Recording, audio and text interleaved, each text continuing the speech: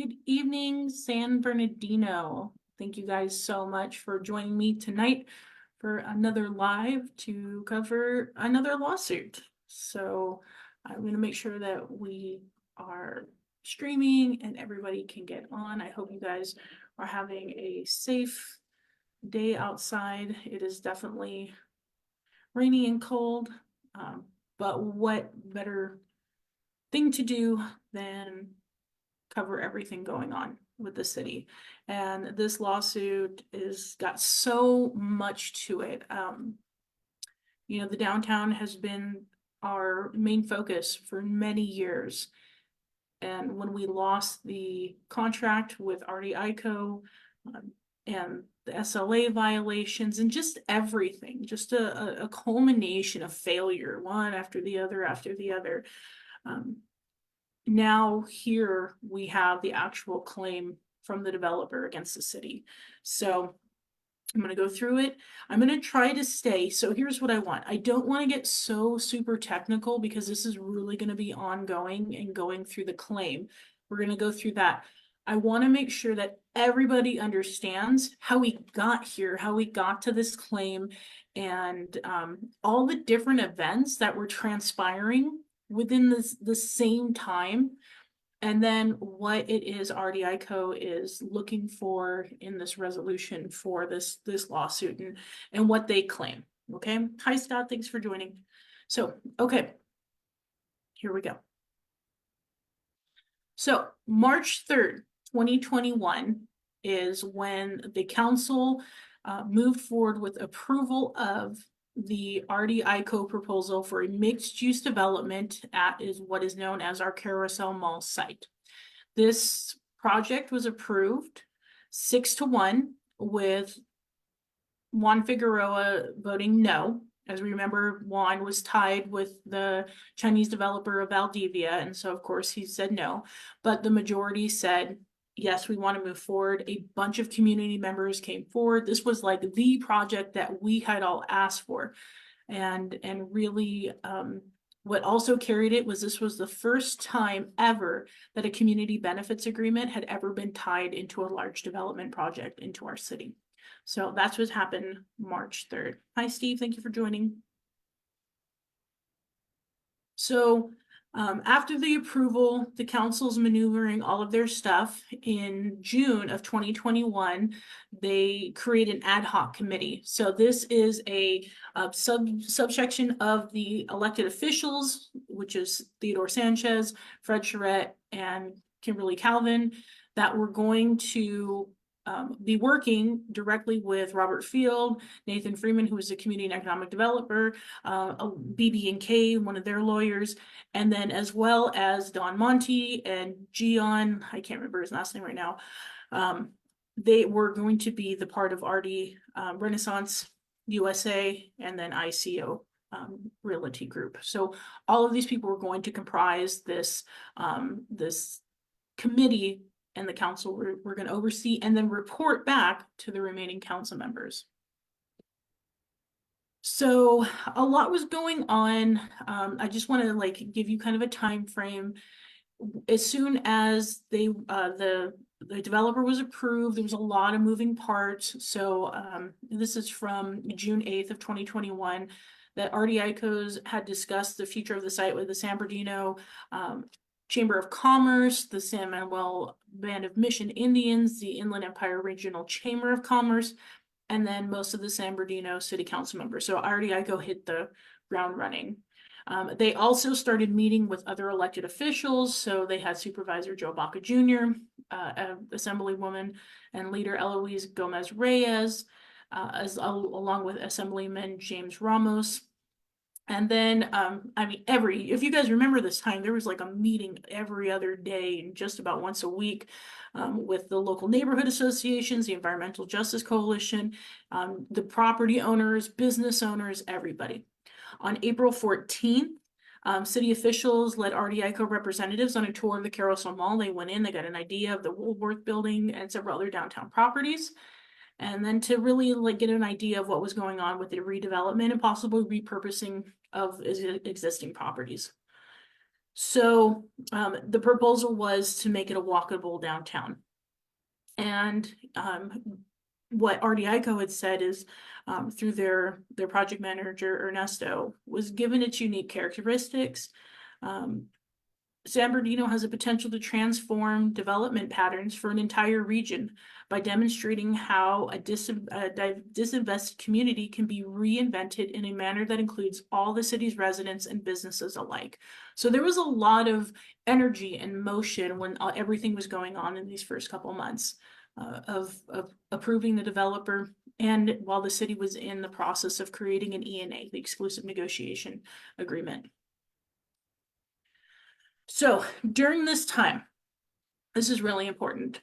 After we had approved the developer, the city then put the Carousel Mall out to become a surplus land. So the way this works is that a local agency that wants to develop a piece of property has to first put this land a notice of action out for anybody because of the affordable housing requirements in the state of California, notice of availability. And so anybody that would want to build affordable housing would have an opportunity within 90 days to respond back with proposals. If no one responds, then the agency can offer the land to another interested group. So this is what happens on May 19th, that the city says it's surplus land. Please provide us your insights for any type of affordable housing. They come back on September 2nd and notify RDICO, as well as, the city in itself, that there were, that they had complied with the notice of availability. There were no bidders, no inquiries. And so now the land of the Carousel Mall has officially met. They received a letter from the state of California certifying that they had met the requirements of those SLA, and we could move forward with development. And this was going to take the ENA to a DDA, okay, the development agreement.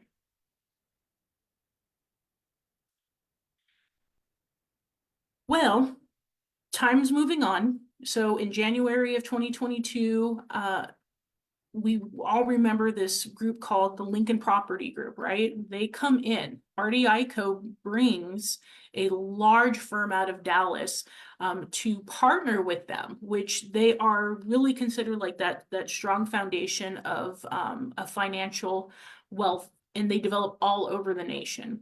So they start meeting with the city manager. They're introduced to Rob Field at the time. In March of 2022, RDICO expresses concern to the city of the continued delays in the appraisal process, environmental testing, infrastructure assessments, and other relevant processes that is starting to discourage the Lincoln Group from signing on to the city. Around August 3rd, the city council, so they've been told, like, hey, whatever they were able to quell the fears of the Lincoln Group, that they came forward and said, okay, we want to work with you. We're going to work with the city. So August 3rd, the council unanimously approves a third agreement with the third ENA installment, which includes now the Lincoln Group, to do a joint venture for the downtown. During the August 3rd, 2022 council meeting, several council members and community participants praised SBDC, the San Bernardino Downtown Committee, for its efforts and resulted in getting such a large firm to join forces. This was going to be great because if you guys remember the narrative that Valdivia, when they were trying to, get rid of this, and the council members that they don't have money. Well, this really solidified the fact that not only did they were going to have all the money that was going to be required, but there was larger interest. And these developers also have a lot of ties to retail stores and being able to bring them in and chain them into what we're looking in the downtown. So after that, LPC then begins discussions with the city and expressed concern about delays caused by the city regarding the appraisal process, environmental testing, and infrastructure analysis. LPC expressed to SBDC its their early frustrations regarding the city's lack of response to these concerns. Then, on or about September 30th, like 45 days after the city had approved the extension to the 30 NA, LPC suddenly informed the city and RDICO that it was withdrawing from the project due to quote unquote economic and other considerations. RDICO believes that those other considerations related to the city's continued actions of bad faith and refusal to address and all of these concerns, which were the same concerns as RDICO at the time. But here's the thing, and looking at all this, and we're going to get to it, the concerns really focused around the fact in August, in September of 2022, surrounding the Surplus Land Act the whole time, okay? Because the city's not giving up this information on purpose. So this is the ENA. I just want everybody to, this is, if you haven't seen this before, this was signed September 1st of 2021, and it lays out all of the, requirements for both sides, what they're supposed to be doing. Like, developers shall provide city with bi-weekly reports summarizing developers' activities in relation to the project, which staff will share with the council and, when appropriate, disseminate to the public through the media or social media outlets, and place on the city's website dedicated to the downtown specific plan project. City shall keep developer reasonably and timely advised of pertinent developments affecting the project. Parties agree that public presentations will be made jointly, or if individually, then with the knowledge of the other party. And you guys are saying, what? That doesn't sound familiar. Yeah, because it was never happening. Like, this stuff didn't happen. And this is why, again, why we're seeing this lawsuit. During the negotiation period, developers shall also keep city staff advised on the progress of the developer in performing its obligations under this agreement on a regular basis, but no less than monthly, or as requested by city staff, including without limitation, having one or more of the developer's employees or consultants who are knowledgeable regarding this agreement, the design and plan of the project, and the progress of negotiation of a DDA, which that such person can meaningfully, fully respond to city and city staff questions regarding progress and design plan and negotiation of the DDA. So there's a lot. These are all just the preliminary agreements. Hi, Paula. Hi, Jessica. Art, Ron, thank you guys for joining. Okay. Well, RDICO, Lincoln Group pulls out. RDICO is in.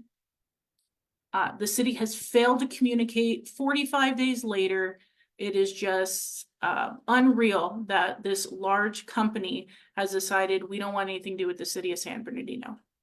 Now, what I want you to understand is very important, because Rob Field had met with Lincoln Group.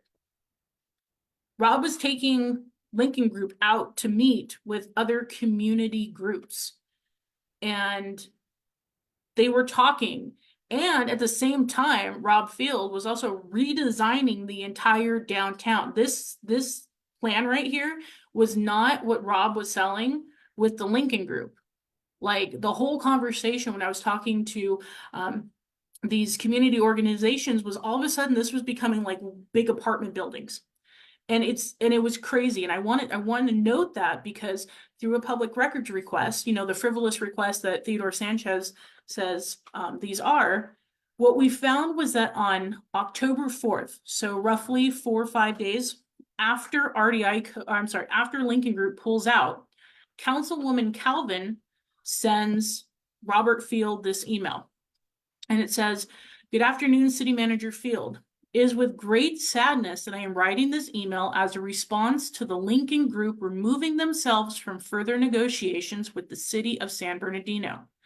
As an ad hoc committee member for the downtown redevelopment, it is very unfortunate that I cannot clearly state to anyone that I am aware of the reasons why this drastic action has taken place in as little as 60 days since the city council voted to approve their becoming our lead developer. Unfortunately, there are many issues of concern that we must now address regarding the ad hoc committee never fulfilling our duty of meeting the Lincoln Group as our newest partner or the rebuilding of our downtown, and to be faced with their resigning from the project without the ad hoc being informed is, needless to say, unacceptable. So here you go, guys. They never met. The Lincoln Group never met with the council members, ever. And they found out the same time that the community found out that Lincoln Group had pulled away. As part of our duties as an ad hoc, we are entrusted to be as well informed as possible with all current updates and forward progression of the city of San Bernardino's interests. I have questioned my colleagues if they have requested information regarding our upcoming meeting dates and have only received the same answers that you have shared with me since August 3rd, 2022. So remember, this is Fred and Ted. As you and Anne Marie are working on a time and date, the long-awaited time and date have never arrived, and now we are forced to present this very disheartening information to our community members. Prior to August 3rd, 2022, when the Lincoln Group was voted to lead our downtown project, I had requested information on our next meeting with RDICO, Julian Gross, and the community town halls to discuss CBA and other pertinent information, assured to the community that we would provide. And until this day, nothing has been scheduled. So remember, I was just reading that ENA, the specifics that had to be met through that. That's what Councilwoman Calvin's exactly like saying, like, where are these meetings? Where are this information? Where are all these reports? It's not happening. It didn't happen. In April of last year, RDICO, city staff, and ad hoc all agreed that a master task list would be developed to monitor the flow of consistency of all meetings, responsibilities, and project updates. This list was created but never adhered to. Why is now the question? On several noted occasions, I've mentioned in meetings, in person, and over the dais to you the importance of our creating and maintaining this task list, but to no avail have the ad hoc committee's strong suggestions nor requests been followed to. So they're supposed to have this outline of what should be being followed, what should be done and completed or prepared. And they're getting nothing, like absolutely nothing. And as again, make sure you understand, this is from April of last year. This has already been a year that the ad hoc committee had not been receiving any information, updates, or any timeline on where this project was moving. Not because of RDICO, but because of the city manager, Rob Field. The criticism addressed to the ad hoc committee that we received from the community on August 3rd was warranted. Yet we should not have been in that position, since the ENA states that written video weekly reports will be submitted to you, and you would share that with the ad hoc committee. If my memory serves me correctly, I'm sure my colleagues and I have received 2 in 2 years. You guys, they got 2 reports in 2 years of this.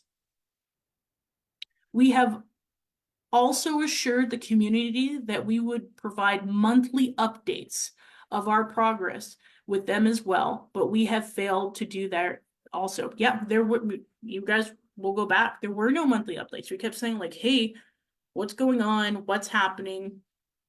Nothing, absolutely nothing. I'm very aware that there have been written reports submitted to you and you have not followed them, forwarded them to the ad hoc committee. City Manager Field, I consider you are not performing the direct request to establish meetings, hosting meetings and deliberately not inviting the ad hoc committee, providing ad hoc committee members with the necessary information needed to make the decisions in the best interest of our city, a derelict of duty. As an email was sent to you sharing good governance ideas, you failed to respond nor address any of the suggestions with me. Instead, the ad hoc committee has been left in the dark to defend your lack of direct communication and choosing to ignore our request of being informed. It appears you have intentionally chosen to leave the ad hoc committee out of the process, of which this is a decision you are not able to make. The ad hoc committee was voted and established by the council. I can no longer accept the responsibility for actions I do not control. I currently am requesting that you immediately establish a meeting of the ad hoc committee to discuss all correspondence between you and the Lincoln Group and prior communications with RDICO through written reports. This meeting needs to be established by the end of the business week. All responses to the email need to be placed within the email thread so that my ad hoc committee members are each privy to the same information at the same time. I look forward to your immediate and timely response. In community, Councilwoman Calvin. There was a response to the right, as you guys can see, but the whole thing was redacted because the city attorney responded. So it was privileged. But wow, San Bernardino, that's a heck of an email that literally laid out that Rob Field and everybody else were withholding all of the information, that RDICO wasn't allowed to maneuver. They weren't there, nothing of what they were doing was being at all given and updated to the community nor to the elected officials. And they were kind of waiting. They're like, hey, like, well, how do we get the environmentals? How do we get this tested? How do we start this process? And the city's like, no.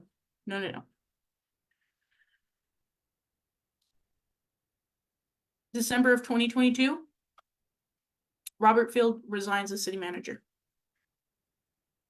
So just gonna put that right there. Councilwoman Calvin asked for all this. It's come to find out, like, Lincoln Group is pulled out. This project is stalling.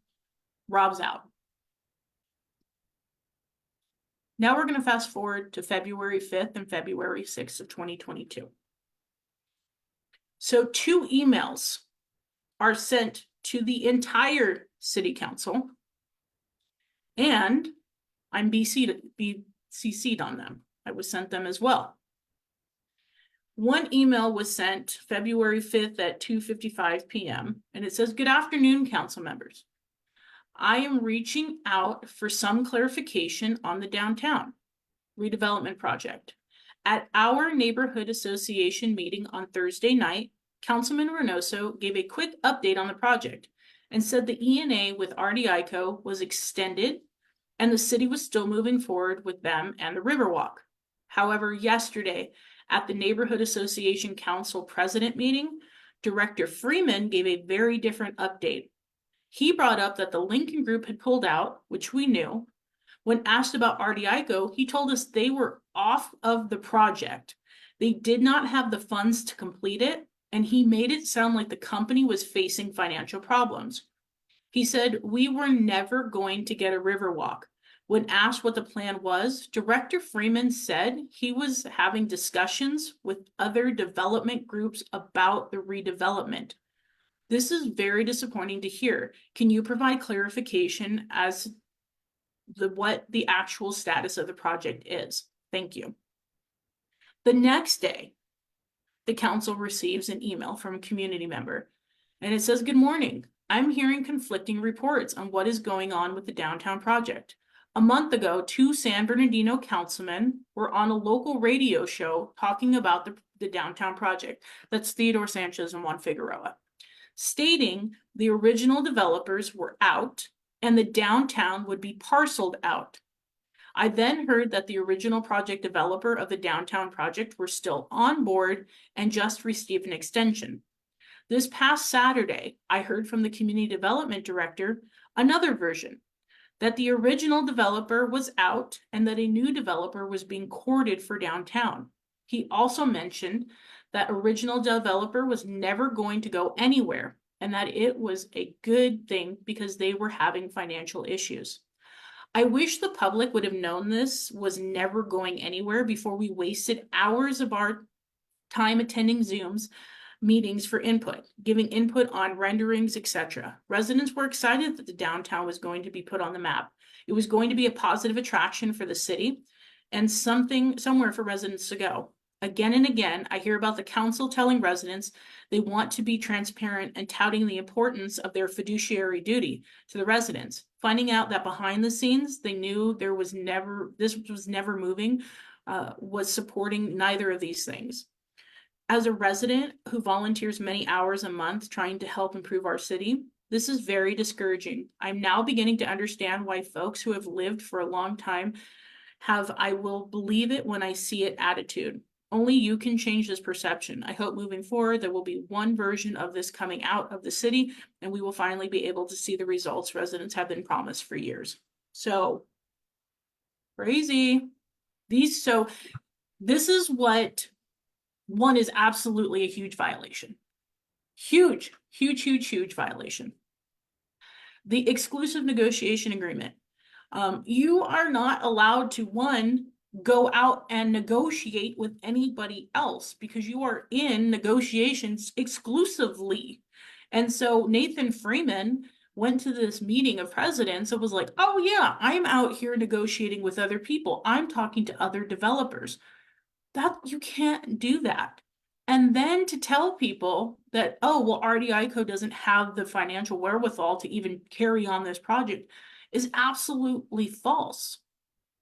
Based on what information did you provide the community and any financials? Nowhere have we ever seen that RDICO couldn't financially carry anything. In fact, half of RDICO, Renaissance, Julian Gross's development was Fifth Street. That Fifth Street Gateway project, that was being funded by the other half of RDICO. So how did they not have this money? This was a big deal. This, you guys, is huge. So, according to her reports, according to complaints, Councilwoman Calvin, remember, everybody received this email. Everybody has received this email. Councilwoman Calvin questions Nathan Freeman about the emails. And according to her, this was always done in front of others. So city managers, council members, attorneys. It didn't happen in public session. So I'm going to go that these people had to know because, and there wasn't agendized for closed session. So everybody is asked, Nathan, like what's up with your emails? Like, what are these about? What are we doing here? That's a very good question, Councilwoman Calvin. One we never received an answer from. Anybody in the city has never answered about Nathan's emails. So that's February. Next month, March 16th, the city receives a letter from David Zeisser, the assistant deputy director. And now a lot of what I'm going to be able to tell you right now is I literally called him and talked to him on the phone. And very wonderful guy, straightforward, extremely informative. And I tell you, like, it's heartbreaking knowing like you literally can get the exact amount of information that you need to be informed, and our people don't do that. So this comes to the city March 16th. We don't know this, okay? We won't know this for a couple weeks. It says that the city violated the Surplus Land Act regarding the mall. That the city failed to provide at least 90 days of good faith negotiations to all entities that submitted notices of interest in violation of the government code. That the city negotiated the prospective developer and selected a developer prior to issuing a notice of availability of surplus land. That the city failed to give priority for affordable housing in violation of government code. And as described, the city failed to notify HCD about and to negotiate in good faith with 2 entities that responded to the notice of availability with letters of interest. Nevertheless, the city negotiated with RDICO, an entity that did not respond to the notice of availability. And number 4, the city failed to provide a complete description of negotiations in violation of the government code. Now, I know what you're thinking. How is this possible? A full staff report, this is from the Sun, was presented to the city council Wednesday, April 5th. That's when we found out. So this letter was sent 2 weeks prior to the community ever knowing. And it says, David Zeisser, He's the head of the Housing and Community Development, alleged the city failed to negotiate. Furthermore, Zeisser added the city erred in negotiating with a prospective developer before declaring the downtown. And he concluded city officials withheld pertinent information and paperwork submitted to the state agency as part of the redevelopment process. You're like, but you just showed me in the other slides above that the city went out May 19th and put out the notice of availability and then certified with RDICO that on September 2nd, they had cleared the process. I know that's what we said, but that's not what happened. That's not what truly transpired at all. And I want to make sure I point this out to you. I'm gonna go back for a minute. My theory, because I think this is a great theory. The only person that could have alerted HCD, Mr. Zeisser, that these emails existed, knew these emails existed. I want you to let me make that make sense. Someone tipped off HCD, in my opinion, reached out and said, hey, I need you to know the city of San Bernardino never complied with the notice of availability.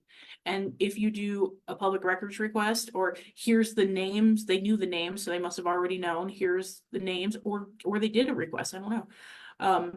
Then you're gonna see that the city lied on their application. Now there's two reasons. There's two reasons you would do this. One, because you're a whistleblower. Like, you're honestly like, hey, I know that you guys violated something. I know that this isn't right, and we're continue on. Or two, you wanted to kill this project. And it was moving forward, and this was the only way to do it. So there's two scenarios of why you would do it, but my theory that you had to know these emails existed. You had to know these other entities had come forward, because nobody else does. Now, what's funny is Teddy Sanchez said, yeah, I knew the whole time. We knew all this stuff was happening. So we'll get into that, but very interesting. So yeah, city lies. What we find out, and this is through my public records request, is that Nathan Freeman and Stephanie Sanchez and Amanda Hernandez were receiving emails from a person named Matt Yamaguchi from Alliant Strategic Development in interest of possibly developing affordable housing or another type of development. And it says good after, so he's reaching out. Nathan responds, says, good afternoon, Matthew. I left you a voicemail a few minutes ago, but I wanted to follow up with an email. I'm trying to close the loop on some records as it pertains to the Carousel Mall NOA. I'm sorry, this is Stephanie, on the NOA. That was sent out June 21st. The attached PDF is a string of communications you had with our director. Oh, this is also Mike Huntley. Mike Huntley is still in the mix. God, I forgot about that guy. And I wanted to find out if you could recall the outcome of the conversation you had. So Mike Huntley was the director. They're all having conversations. Nathan Freeman's brought into the mix because people were inquiring. There is also John Shaw from Alliance Strategic and this included Mike Huntley, Stephanie Sanchez, and they had a Zoom to talk about the surplus land and possible options. And then George Sade had a discussion with Mike Huntley, Nate Green, Stephanie Sanchez says, from Mike Huntley, Mr. Green, the city appreciates Boulevard Capital interest in its property. It would appear that your interest in the portion of the property and not the entire 43 acres, correct? Please be advised that the city's intent to sell the entire property. However, the city will hold your letter and share the information with the future owner who may wish to master plan the property, dividing the site into different components, one of which may be affordable housing. Please let me know if you have any questions. And so people were responding. They sent letters of intent. Now, this guy in this scenario had wanted like one portion, not the whole 43 acres. In the notice of availability, it is the totality of the carousel mall, not just parcels. But that's what Mike Huntley is referring to. So here's the problem. They were talking to people. You just saw the emails of people that they were talking to. And it says right here, by September 30th, 2019, did the local agency dispose of the surplus land site, contract to dispose the site, or enter into an exclusive negotiating agreement regarding the site. At this point, we had not, because that's not signed until September. So we were good there. After issuing a notice that surplus land were available, did any entity express interest in purchase or lease of the land? And they said no. You just saw the emails. That was a yes. And then the copy of the notice of availability, copy of notice of interest if available. We didn't submit anything. If no entity indicated interest, or no entity successfully negotiated a purchase or lease of surplus land, will the surplus land be sold to another entity to develop housing units? They said no. This is what got us busted. All they had to do was mark yes and say, yeah, absolutely. We received 2 letters of interest. But however, they did not meet the full totality of the project being proposed. And so here's what our response was. Well, like he told the other guy, we'll continue to work with you.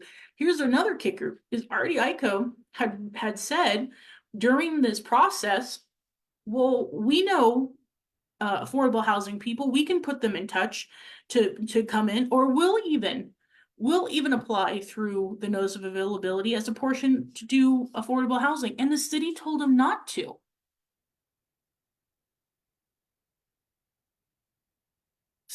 Does that not sound unbelievably illegal because you're violating the Surplus Land Act? Yeah, it does. It really does. Now, here's something I want to make sure everybody understands, because it's a question I had too, right?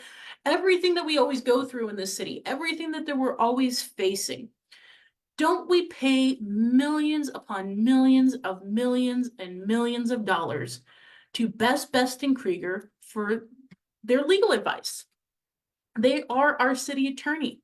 And wouldn't you think that Best and Krieger, Miss Sonia Carvalho, or Mr. Timothy Rice, or anybody that we bring in here would be advising us on this? Yeah. And then some may say, well, maybe their advisement, maybe they need to know more, or, they weren't sure. Well, I thought that too. But well, hey, surplus land, that's not actually something that, everybody delves into. Like that's got to be a specialty, right? Well, you're right. It is. It's a specialty type of knowledge, especially one that you would want your city attorney to have, given that the Surplus Land Act directly affects local governments. And it just so happens, residents of San Bernardino and all of you out there in TV land, that BB&K is actually one of the most leading firms on the Surplus Land Act. In fact, almost yearly, they provide an entire course you can go to in a conference through the League of Cities that specifically addresses the changes and nuances of the Surplus Land Act. Elizabeth Hall, their person from Best and Krieger, is on the board that talks. Larry Cosmont, who is one of the people that we brought here through RDICO to help with this entire project, sits and they talk consistently. And if you go to their websites, they'll show you the changes in the law. All of this since March 3rd of 2021 till we get hit March 13th of 2023. BB&K sat there the whole time. It sat with us the whole time. And never, not in one meeting, I've gone through, not in one meeting. This is why I believe Teddy absolutely knew behind the scenes that it was all bull, because in public, no one said a single word. And you saw what Councilwoman Calvin said in her emails. We don't have any information. I can't even tell you what's going on here because I'm in the dark. So there's an issue here. And it's been brought up a couple times because there's a thing that BB&K's, well, most specifically Thomas Rice does with Theodore Sanchez, Juan Figueroa, and Fred Charette, two of which are on this ad hoc committee. Is they like to run around San Bernardino like a bunch of frat boys and go drinking together. It's very common. We talk about it a lot. And so there's this very unprofessional relationship that exists between these three and four. If I'm sure Juan had privy to some information where we're not being advised to the best of our city attorney's ability in a specialty of which they lead the nation they lead the state of California at the very least in information to other cities about a surplus land act. That Theodore Sanchez, and I never heard Fred Charette say he didn't know, somehow had this specialized information where they knew what we were doing was illegal. And their counterpart, Councilwoman Calvin, said, that's a lie. We had no clue. That's a big red flag. That is so huge. And again, who benefits from us getting sued? It's the lawyers. And yet you never hear BB&K say a single word. So just keep that in mind. I want you to see, this is what they were doing last year in September. Surplus Land Act, know the impact before you transact. Can we get a little knowledge over here? So, yeah. Okay. Here comes April 5th. So this is after the letter. So Theodore Sanchez comes out April 5th and says the council that he knew the SLA violations early on in the SLA process, including while the ENA was being negotiated, but chose not to have them disclosed to them or any other council. So he just held on to this information.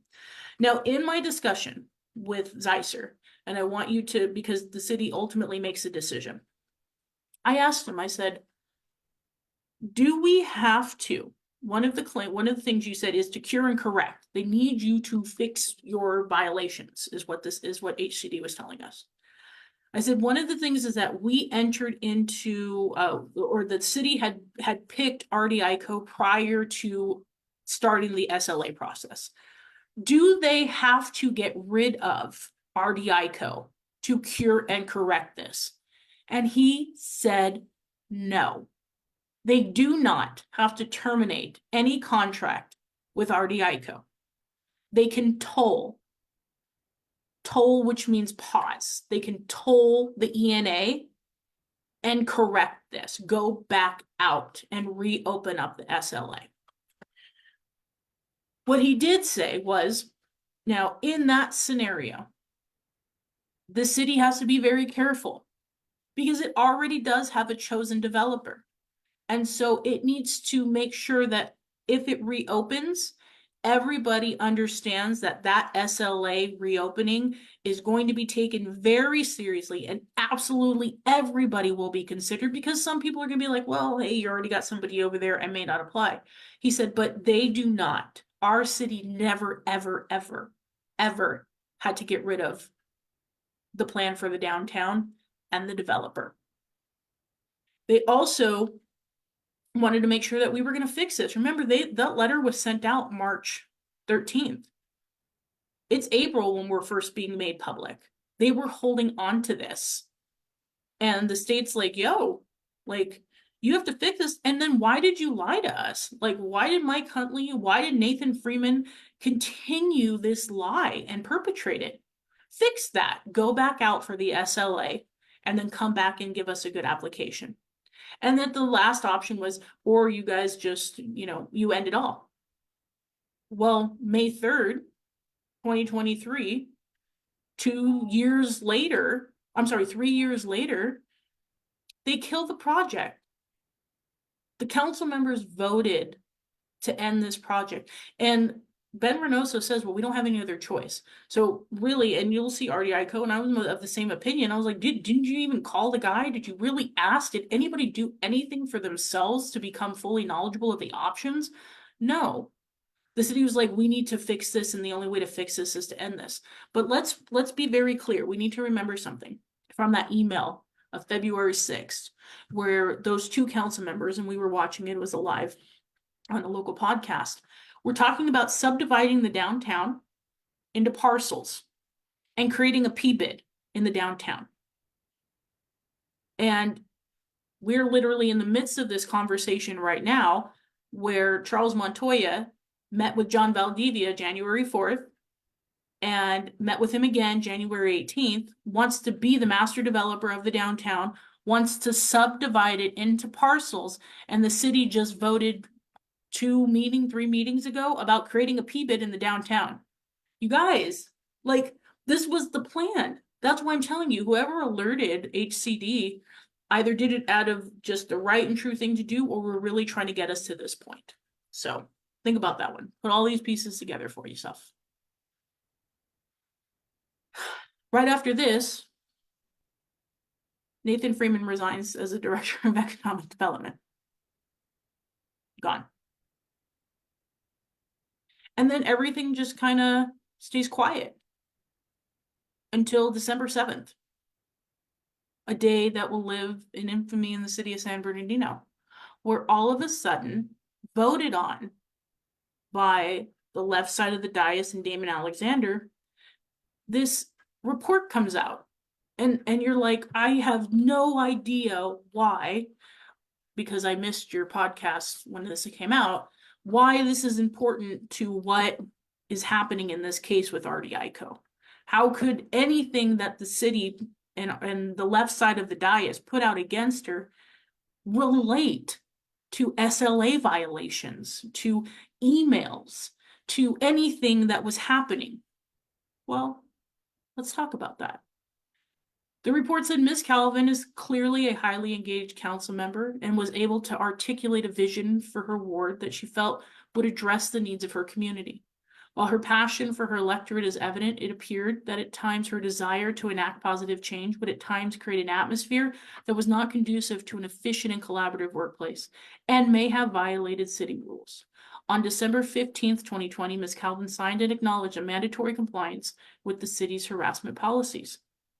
So it says that a claimant said that she created an uncomfortable work environment for them. Another claimant said, yeah, she also created an uncomfortable work environment. That the emails that I showed you, they said that she gave them to me, and that wasn't true because I already told you I was BCC'd on them, and that she violated what she had signed in December of 2020. And an unnamed employee, like, what would this unnamed employee have an issue with? Well, because they were upset about the emails, that unnamed employee was Nathan Freeman. He claimed he became uncomfortable when literally Councilwoman Calvin, the only council member, started questioning why he was out violating openly the terms of the ENA and telling community members he was out negotiating with other developers. That, you guys, is where this claim comes from. From her saying, I'm on the ad hoc committee, we're in the midst of this contract, what are you doing in front of the city manager, Fred and Ted, and the attorneys and everybody else? She questioned him. And he's named directly in this lawsuit. And he quits in June. And let's make sure that this claim, right? A non-monetary claim, by the way, no money whatsoever. Let's just make sure we have some type of investigation going. And you remember, this comes out right before the election. We're going to make sure that we have this thing happening by the same investigators, by the way, that just finished this investigation with Kerrigan. So just so you know that. That's who files this claim against Councilwoman Calvin. And another employee, and this is going to come out in when we look at this other claim, is another employee wasn't happy, felt uncomfortable because Councilwoman was questioning, while everybody's leaving the city and maneuvering, severance payments. As she puts in her thing, questioning why employees who are not entitled to severance, because there's only 2 employees in the entire city that are entitled to severance payments. That's the city manager, it's in his contract, and the chief of police. Nobody else gets severance. But people are leaving and shifting, and she questions that. And that makes people uncomfortable when you try to figure out why people are being given taxpayer money without authorization. That's also in the claim. Exactly, Paula. How dare her do her job? How dare her do her fiduciary responsibility? I can see why Theodore, Fred, Juan, and Sandra would be so upset that a council member would ask an employee why you are publicly putting us at risk of liability and why payments are being made to employees that should not be making this money. Yeah. And so here's her statement. This is how I tie 2 and 2 together. She said, "For the record, I have never pursued any request for personal, political, or self-serving motives. My requests for information from city staff consistently involve the city manager, assistant city manager, council members, and legal for complete transparency, as evidenced by the emails that I will be making public. These inquiries focused on improper severance payments, directors disseminating inaccurate information about downtown redevelopment to community, and staff responses to state officials affecting the city's position regarding the Surplus Land Act." San Bernardino, please. They concocted an entire investigation because she was questioning what we have just been sued over. She was trying to find the truth of why Nathan went out and did what he did, why city staff lied on an application on surplus land, and then why people were getting money they weren't supposed to be getting money. And those left corrupt elected officials ran with it and ran to put it out as soon as they possibly could. That's how this all works. That's how this all ties together. They want to create their fake, corrupt narrative to try and disenfranchise the community and blind from really what the truth is, what the whole truth is. And she says this. She said that the current situation is a political maneuver against her, orchestrated by those strategically supporting individuals running against her. We saw Basine. We saw Mario Flores. Basine is Valdivia's person. Mario Flores was handpicked by Helen. Juan and Fred and Ted were out wagging their tail for Basine. Of course, this was political. And she said, "I won't allow these manipulative tactics or fabricated accusations to silence or divert me from fulfilling my elected responsibilities. It's my duty to uphold a higher ethical and moral standard, even if it means standing alone at times." And ladies and gentlemen, if you have not witnessed Councilwoman Calvin standing alone at many times for the last 3 years and 6 months of her time, then you have not been paying attention. And this is why, when she was the only one standing there, this is why we are now facing another multi-million-dollar lawsuit. Because she was the only one who questioned. She's the only one that made anybody feel uncomfortable about lying and taking money from the residents of the city of San Bernardino. That should tell you something. So here we go, all of that. I want you to have all of that because there's a lot to this claim. The whole thing about the ENA, the whole thing about the city lying, about not receiving letters of interest, about Robert Field withholding years, 18 months of information from the council. And this, you guys can read all this. I'll post all of these so you can see every page. That the council member, Theodore Sanchez, already says, hey, I know that we were breaking the law. I was fully aware of it, that they breached their implied covenant, that they say $100,000 is all that anybody's owed because they signed $100,000 agreement of liquid damages. But here's the thing, they were already in breach because they had lied to get them into a contract. You can't do that. And so go through this, what Nathan was doing, what the city in itself was. And at the end, what they want. You know, there is a fear. Yeah, we're going to pay.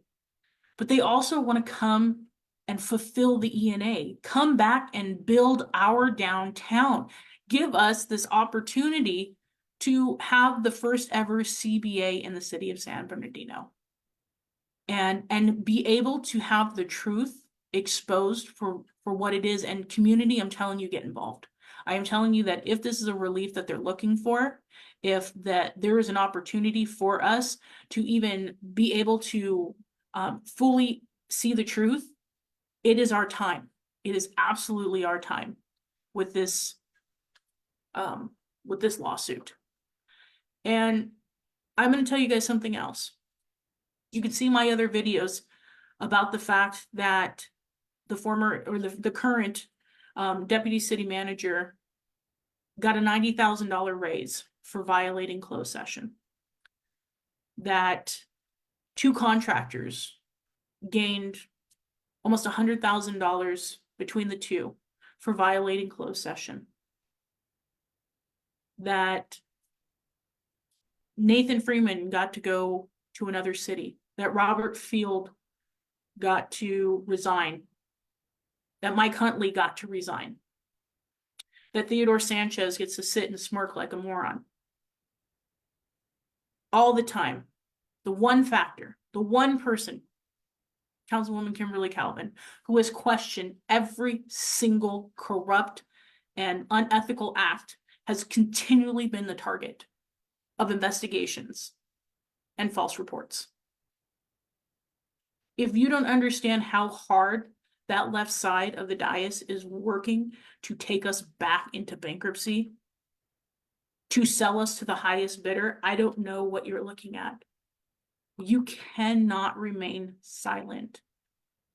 I understand that it is not convenient to get to a meeting, but I'm going to tell you, you need to make it convenient for yourself, or you will not be able to prosper in this city. That you need to use your voice and call out the corruption, call out BB&K for what they're doing to us, call out the elected officials for what they're allowing, Montoya, Susie Soren. Why is someone sitting there with $90,000 extra a year of your money when you're facing $2.2 million lawsuits? And this could be upwards of $100 million in monetary damage.